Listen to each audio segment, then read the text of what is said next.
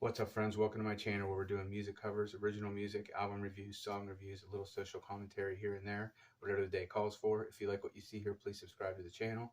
If you have content on here, I will subscribe to you as well. I am all about supporting up-and-comers on here. Today is the release of the brand new Anberlin EP, Silverline. My daughter's here. She's sleeping upstairs, so we're doing the video in the basement today. I really don't have too much time. I didn't even think I was going to be able to do one today, but this is a short EP.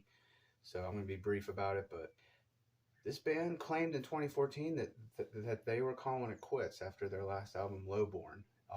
Just saying they were didn't want to be one of those bands that were going on for longer than what they should. You know, just being like old fat men on stage. I mean, I think it was a little premature for them to be worrying about that stuff already, but they felt at that time that they said everything they had to say. So they parted ways, and I don't even think 2 years went by before, they started posting on like their Facebook again. And they've always still kind of been engaging with their audience.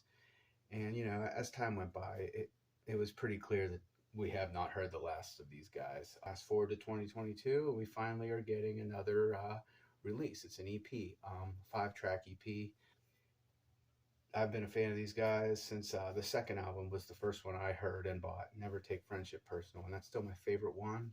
Cities is great too. All of their albums definitely have a different sound about them, and as time has gone on, they've grown more away from like upbeat rock music to more of a moody electronic form of rock music. And even though Never Take Friendship Personal was my favorite album of theirs, if they were still doing that sound today, I'd probably be bored with it. Like, they're very good at what they've grown into. And I'd say out of all their albums, the only one I didn't really care for that much was New Surrender.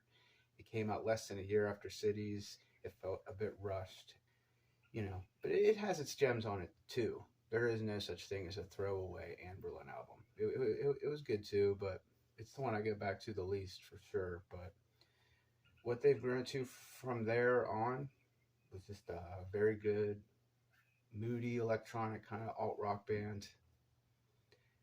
They still have some songs where they double down on the rock element, and instead of it being more of an upbeat pop rock kind of thing of what they used to do, it's more of a darker kind of sound. So, and that leads us to where we are now with 2022's Silverline EP. I'm just going to try to talk about each of the songs. We'll give it a rating, and then we'll go from there. So, the first track is Two Graves. This, I think, is the first one that they released a while ago. It opens up with like a standard alt-rock fare. At times, it seems that Steven is going for a grittier and darker tone than what comes naturally to him here, but there's a lot of great vocal moments in here also. What I get from the lyrics, particularly the line, "If you want revenge, then dig two graves," is that perhaps it might feel good to give a person who hurt you or did you dirty or was some kind of snitch what they deserve, because the world won't. Karma isn't real. Let's get that clear right now. But in doing so, you might become someone you're not, or betray your own morals in carrying it out, and you don't necessarily feel better in the end. It makes you think, but it's not really a lyrical topic that hasn't been explored many times before. The music is, very standard. This song is pretty good. But musically and lyrically, it's definitely stuff we've heard before, but it's a decent opener. There's a little bit of their Vital album in here in some parts that you can hear. Number 2 is Nothing Lost. Okay, this song here is the Anberlin I love. They fire on all cylinders here in the ambient 80s style electronic method of writing that they started doing more after the Cities album. There's a great hook in here, great vocals in here. If I would put this on any of their past albums, again, it would probably fit in the most with Vital, but this one I think is a lot better than Two Graves, and amazing track here. Number 3, Body Language. At 5.5 minutes, this is a bit longer than the usual Anberlin track. They've done longer tracks before, but I mean, this is longer than the standard fare from them, and this one is almost completely electronic.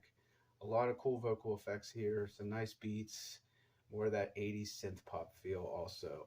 This one reminds me a lot of their last album, Lowborn. There's a lot of interesting sounds here. This is a good one. Number 4, Asking. This song was just incredible, and I would definitely consider it the highlight of this album. This also continues the Lowborn vibes.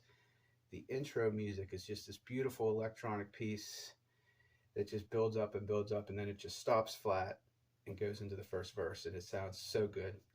It's done so well. This is the first song where I feel like Steven fully realizes what he's truly capable of lyrically, where he wants to know what someone's demons are and be the one to help them through them, but doesn't want to be too pushy and intrusive either. Am I asking too much? I've been on both sides of that, especially in relationships. Like I've had people really want to know everything about me right away before I was ready to like share like my deepest darkest things or trust this person with that information. And I've also been the one on the other end of it where I was like really infatuated with a person and perhaps was asking too much. So my mind wandered a lot during this track. I mean, every second of this kept me engaged. I love this one. Love this one. Um, and I would definitely consider it the EP's top track. Then we have our closer, Circles. The worst part of this track is there is some kind of vocal effect going on in a couple parts that make it sound like a little kid is singing, and it does not sound good. It does not sound good. There are a couple cool parts in this, but for the most part, this one didn't really do too much for me. It's definitely my least favorite track on here. So this EP wasn't perfect by any means, but I'm just glad we're hearing music from this band again because I wasn't sure that we were ever going to. I've seen this band live twice. Once for the new Surrender album in 2008. That was one of the best concerts I've ever been to. And then I saw them on the Vital tour, and it was just incredible, incredible performance. So it's good to see these guys back again. You know, this band definitely does not represent the typical style of music that I listen to, but there's always been something about these guys that I've loved, and I'm glad to see them back at it, even if it's just for these 5 tracks. I would consider the top tracks to be Asking and Nothing Lost, a worthy of mention, Body Language. Two Graves was pretty good too, and then Circles I would consider kind of like the dud of this album. So I mean, if there's only 5 songs, you know, I'll give it a 7.5 out of 10. I think Circles and Two Graves were the ones they released prior to, so the gold in this EP is in the middle. The other ones, Nothing Lost, Body Language, Asking, those are the ones you just got to hear. Really good stuff. So that's all I really got to say. I don't know if this means they're going to keep making music and just be like a full-fledged band again. These guys, other than one member who joined in 2008, they've always had the same guys, and they're all present here. And they are super refined in their craft, and you can tell they're very comfortable working with each other. And it's like they're one of those bands where at this point in their career, I think they're honestly better at going for the more moody electronic stuff than really trying to double down on rock, because like when they do, it just doesn't seem as interesting as when they go in on these moody passages like Asking. So we'll see what these guys do next. Hopefully I'll find time this weekend to do the review for Dance Gavin Dance's Jackpot Juicer, which also dropped today, but there's no way I'm going to have time for that. But that's all I got for today, guys. Thanks for watching.